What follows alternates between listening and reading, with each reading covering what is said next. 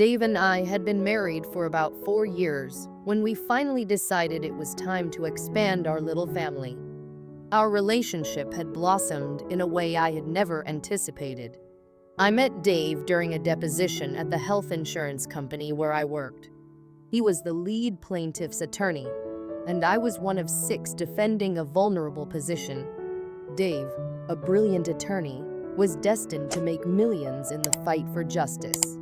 Although I considered myself a competent lawyer, I didn't quite match his caliber, so I was pleasantly surprised when he reached out to me shortly after the claim was granted. However, he didn't need my legal expertise. Instead, he was interested in something more personal. As we spent more time together, sharing countless dinners, drinks, dances, and events, I discovered that he was not just a skilled lawyer, but also a witty and charming conversationalist.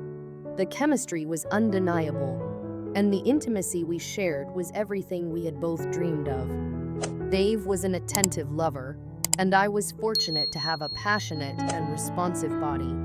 Our wedding was a celebration of our love, and we settled into one of those gated communities that seemed to sprout like weeds all over Long Island.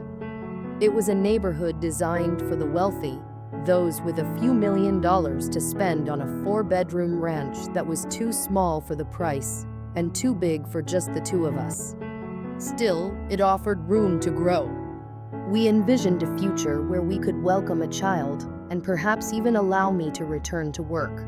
Like many privileged couples, we were living the American dream, surrounded by more money than a young couple could reasonably hope for. At times, it seemed our only real problem was Dave's grueling work schedule. Despite both of us being lawyers, my job was more of a 9-to-5 office role, while he spent long hours pursuing the elusive partnership that came with his position.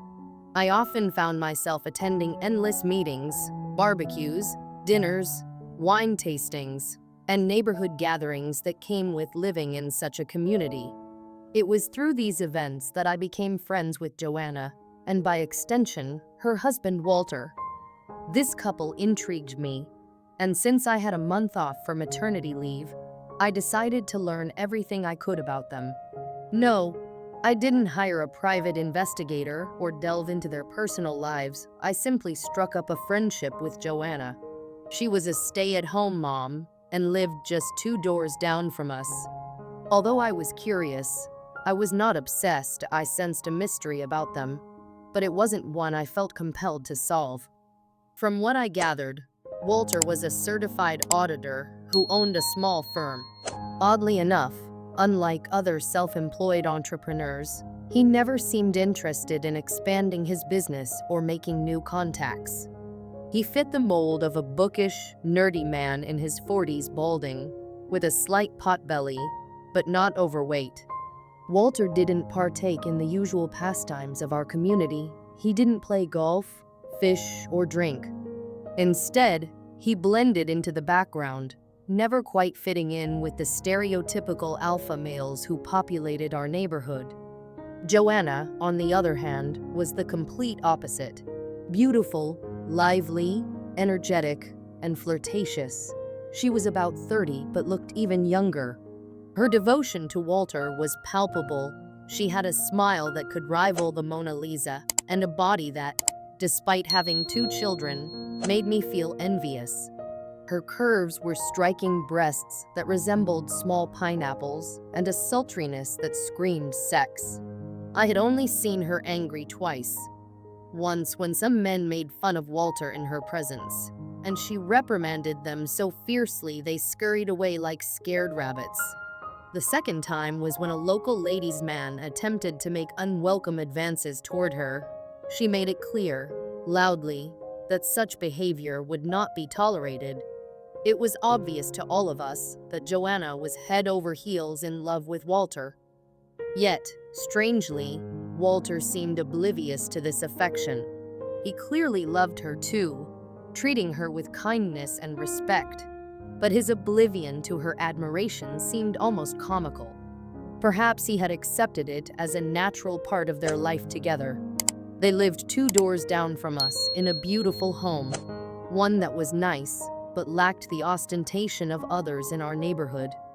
Their yard boasted a pool and a standard barbecue, but there were no flashy cars, no extravagant toys on display. Joanna didn't complain about money, and she wasn't one to flaunt the latest fashion trends. She wore a modest gold wedding ring and simple gold earrings, 2 small cylinders. It struck me as odd. I figured they had the means to indulge in luxuries, but perhaps they just chose not to show them off. Walter and Joanna had 2 children, a 6-year-old son and a 2-year-old daughter. Both kids were well behaved and clearly cared for, looked after by a Latina girl who served as both a nanny and a housekeeper. Even in this arrangement, they seemed perfectly normal. My son attended one of the best private schools in the area, but nothing overly extravagant. After all, he was only 6. Joanna would drop her son off at school while the nanny tended to the baby. By the time I was 8 months pregnant, I had taken a leave of absence from work. I enjoyed walking in the mornings to get some exercise, staying close to home. One morning, I saw Joanna dropping her son off at school, and we chatted for a while. I invited her over for coffee after she returned home. She mentioned she had a busy morning planned, taking her son to school, hitting the gym, then shopping, but promised to come by around lunchtime. I sensed there was a story lurking beneath the surface of Joanna's life, and I was eager to uncover it. When she arrived a bit late, we settled into a cozy corner of my living room, sipping coffee while discussing pregnancy and the joys of motherhood. I eventually asked her if she planned to have more children.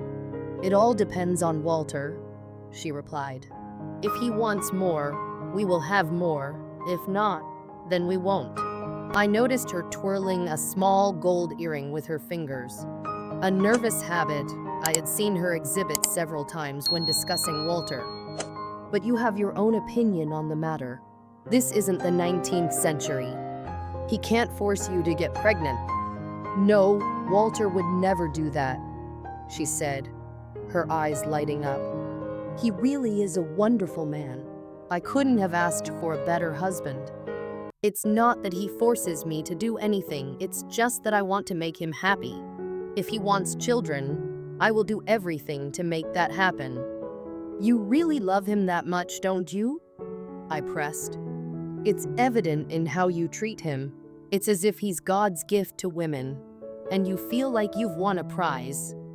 Yet, sometimes he seems completely clueless about how much you do for him. I hope he never understands," she said, twirling the earring again, her gaze drifting. There was a strange gravity in her statement. "You don't want him to know how much you love him?" I asked, intrigued. "It's hard to explain." "Let me ask you a question, Roberta," she said, her tone shifting. "You're a lawyer, and if I tell you something, can you keep it confidential, like a lawyer's client's secret?" "I can, if you hire me," I replied, trying to gauge her seriousness. "Are you having trouble? Is Walter harming or threatening you?" "No, nothing like that," she quickly assured me. "I just have one story that I would like to tell someone just in case. But it can never, and I mean never, happen again." "What does it take to hire you?" I inquired, feeling a mix of curiosity and concern. "It's pretty simple. Just give me something like $10 as an advance, and we can make a verbal agreement establishing attorney-client privilege." Without hesitation, she reached into her purse, pulled out a 20, handed it to me, and smiled. "Consider yourself hired." "I grew up on Long Island, but not in this part," she began. "My father was a roofer, spending half of what he earned in a bar, so we never had much money. Mom worked as a hairdresser, bringing in a few extra dollars, but we were definitely on the lower end of the middle class, not like the people in this neighborhood. Because of his drinking and womanizing, and their constant arguments, it's surprising that I made it to the end of high school, but I managed to get into secretarial school. When I met Walter, I was working at a recruitment agency, doing short-term assignments. His secretary was going on maternity leave, and they hired me as her temporary replacement. When was this? I asked, fascinated. About 10 years ago. I was 24, already tired of partying and starting to look for someone to settle down with. I admit, I was a bit selfish, thinking about finding a wealthy husband for a few years and then moving on with a decent fortune. Walter seemed to fit that bill perfectly. He was 32 then, 8 years older than me, and even more naive and inexperienced than he is now. I didn't consider him a loser, I just felt sorry for him. He was shy, socially awkward, and didn't know how to flirt. I was having a good time, feeling like a woman who could have any man. But Walter was different. I felt an unusual sense of protection over him. He had no idea how to approach me, and I found it cute. I never thought I'd fall in love with him, but eventually I did. He treated me so well, like a queen. So, when he proposed after 3 months, I said yes without hesitation. It didn't hurt that he was doing well in his career and had a decent amount of savings. We got married the following year. But you were still quite young. Did you feel you were making the right choice? I asked. I did, but the first few years were challenging. Walter worked long hours, and I had to adjust to his introverted nature. I was still getting used to being married and, let's be honest, being a little selfish. I had spent a lot of time on my own, and I struggled with the demands of being a wife. In time, I adjusted, and everything was going smoothly. Walter made good money, and we enjoyed a comfortable lifestyle. Then, shortly after our son was born, something shifted. Walter began working from home more often. He even left his old firm to start his own, which I initially thought was an excellent idea. But it turned out he wasn't just starting a new business, he was hiding something. Walter had been engaged in some kind of odd behavior. I started to notice little things: a missed call from an unknown number, strange messages that seemed too secretive for work.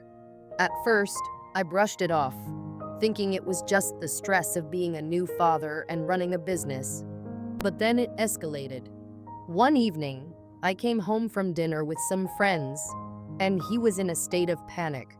He had been working late and received a visit from an intimidating woman in an expensive car. I could tell he was scared, but when I asked him about it, he brushed it off as just a client he was dealing with. I felt something was off, but I didn't press him. Months passed, and things grew more complicated. Walter had become more distant, preoccupied with work, and I couldn't shake the feeling that he was hiding something big from me. I often found myself alone, wondering if I should be worried or if it was just a phase. One night, I decided to dig a little deeper. I went into his office while he was in the shower and found a folder labeled confidential. Curiosity got the better of me, and I opened it. Inside were documents that didn't seem like anything related to his business. They were about a lawsuit. Walter was in some kind of legal trouble, and I had no idea how deep it went. I confronted him later, and he finally admitted the truth. He had taken on a client who was involved in a shady business deal. Walter had been drawn in by the prospect of easy money and didn't realize he was getting himself into something dangerous. I was furious and scared for him. I was determined to protect my family. I reached out to a lawyer I knew, and he advised me to distance ourselves from Walter's client and the lawsuit. I did everything I could to shield him, but Walter insisted he could handle it alone. I felt trapped. He was so adamant about keeping it a secret that I began to wonder if he was really doing anything wrong. Then one day, everything came crashing down.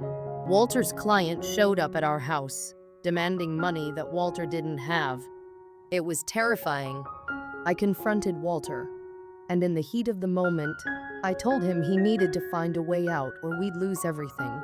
After that confrontation, things escalated quickly. I could see the fear in Walter's eyes as he realized the gravity of his situation. He tried to get help, but it was too late. The client turned up the heat, threatening to ruin his career and our family if we didn't comply. At that moment, I felt lost. Walter was spiraling, and I didn't know how to reach him. I tried to convince him to seek help, but he wouldn't listen. He was determined to resolve it himself. Things took a turn for the worse when I discovered a hidden stash of cash in our basement. I was cleaning up one afternoon and stumbled upon it. When I confronted Walter, he finally admitted that he had been stashing money away to pay off his client.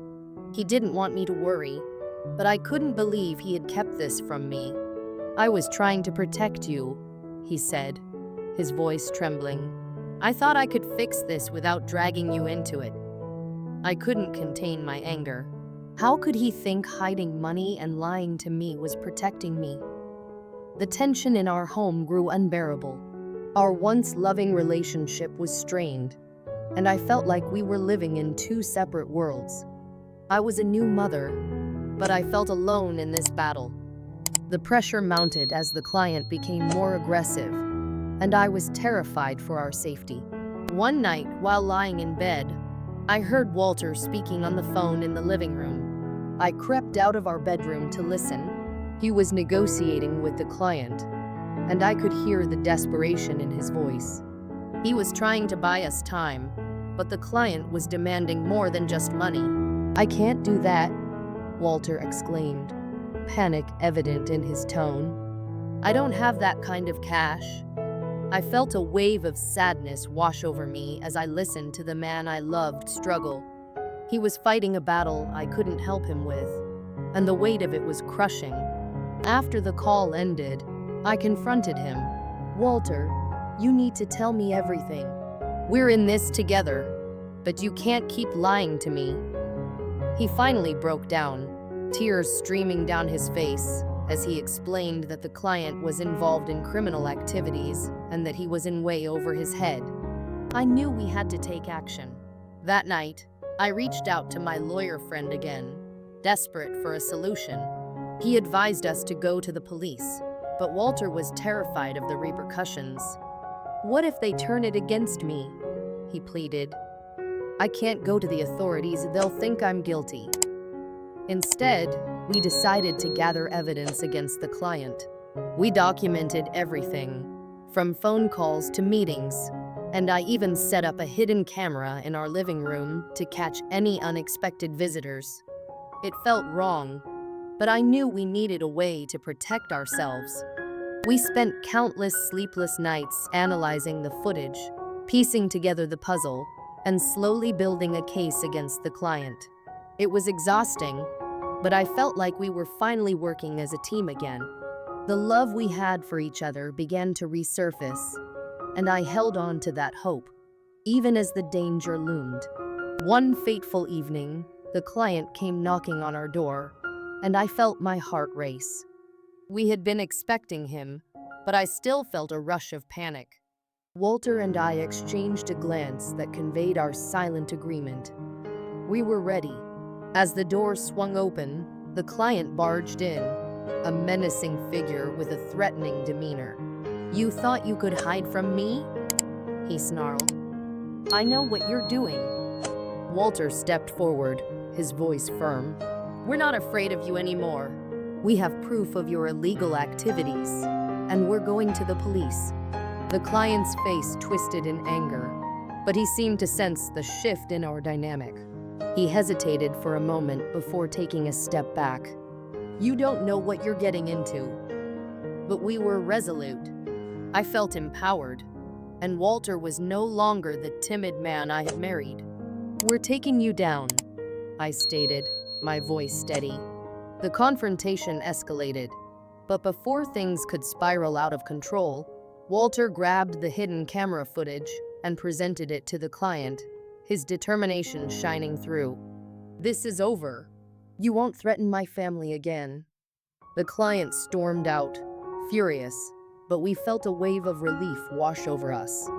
We had finally stood our ground, and I could see the weight lift from Walter's shoulders. The next day, we took the footage to the police and presented our case. The investigation that followed was intense, but the authorities acted swiftly. Walter's client was arrested, and we were no longer in danger. The relief was almost overwhelming, but I knew we still had a long road ahead of us. In the aftermath, we worked to rebuild our relationship. It wasn't easy. There were moments of doubt, pain, and lingering fear. We attended counseling together, exploring the deep-seated issues that had led us to this crisis. Slowly but surely, we found our way back to each other. Walter opened up about his insecurities and fears, and I shared my own struggles.